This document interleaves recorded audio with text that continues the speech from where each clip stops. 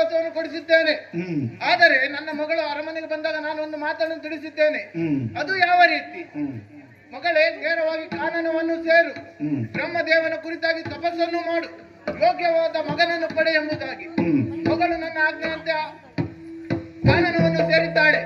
ಆದರೆ ಅವಳು ತಪಸ್ಸು ಮಾಡುವಾಗ ಸುಪರ್ಷ ಮುನಿಯಿಂದ ಶಾಪವಾಯಿತು ಅವಳಿಗೆ. ಹೌದು.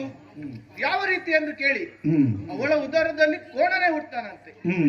ನಾವು ಎಷ್ಟಾದ್ರೂ ದಾನವರಲ್ಲವ, ನಮ್ ಕೋಣನಾದರೇನು ಇನ್ನೊಂದಾದರೇನು, ಮಣ್ಣಿನ ಬೆಕ್ಕ ಆದರೆ ಮ್ಯಾವ್ ಎಂದು ಕೂಗಬೇಕಂತೆ ಅಲ್ವಾ? ಆದ್ರೆ ಒಂದು ಈ ಮಗಳಿಗೆ ಮದುವೆ ಮಾಡುವ ಒಂದಾದ್ರು ಗೊತ್ತಾ? ಹೌದು. ಈ ಕೋಣ ಹುಡುಕೋದಿಲ್ಲ ಈಗ. ಅಲ್ಲ,